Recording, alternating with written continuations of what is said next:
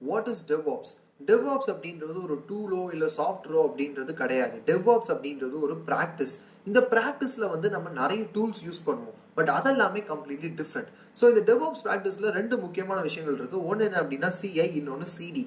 CI அப்படின்னா continuous integration and CD அப்படின்னா continuous deployment. இது எதுக்காக யூஸ் பண்ணுவாங்க அண்ட் எதுக்காக நிறைய கம்பெனிஸ் DevOps பிராக்டிஸை வந்துட்டு ஃபாலோ பண்றாங்க அப்படின்னா ஒரு சின்ன எக்ஸாம்பிள்.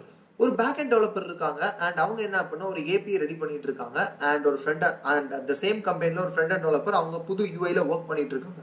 ஒரு 4 months கழிச்சு ரெண்டுத்தையும் ஒன்னா சேர்த்து அவங்க அப்ளிகேஷன் ரிலீஸ் பண்ண நினைக்காங்க. பட் அப்ளிகேஷன் ரிலீஸ் பண்ண நினைக்கிற டைம்ல ரெண்டு கோடையும் சேர்த்து பார்க்கும்போது லைக் ஏதோ ப்ராப்ளம்ஸ் வருது. பிகாஸ் ரெண்டு பேரும் தனித்தனியா ஒர்க் பண்ணிட்டு இருக்காங்க. அட் எண்ட் ஆஃப் 4 months ரெண்டுத்தையும் சேர்த்து ஒரு அப்ளிகேஷன் ரிலீஸ் பண்ணணும்னு நினைக்கும் போது there are a lot of problems.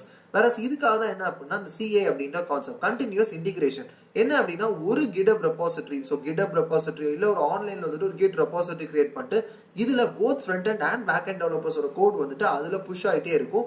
And ரெகுலரா என்ன அப்படின்னா வந்து அந்த கோட் வந்துட்டு மர்ஜ் ஆகுமா, அதை வந்துட்டு ப்ராப்பரா பில்ட் ஆகி ரிலீஸ் பண்ண முடியுமான்றது கண்டினியூஸா செக் ஆயிட்டே இருக்கும். அண்ட் தென் என்ன பண்ணா CD கண்டினியூஸ் டிப்ளாய்மெண்ட். ஸோ இந்த இன்டிகிரேஷன் எல்லாமே ப்ராப்பரா இருந்த பிறகு ஸோ அது சக்சஸ் ஆகுதா இல்ல ஃபெயிலியர் ஆகுதா, ஃபெயில் ஆச்சுன்னா எதுக்காக ஃபெயில் ஆகுது அப்படின்னு சொல்லி இது எல்லாத்தையும் மேனேஜ் பண்ணி at end of the day once இது சக்சஸ் ஆச்சு அப்படின்னா அதை கண்டினியூஸா டிப்ளாய் பண்றது. ஸோ இந்த ஒரு கண்டினியூஸ் சைக்கிளிக் ப்ராசஸ் தான் வந்துட்டு DevOps.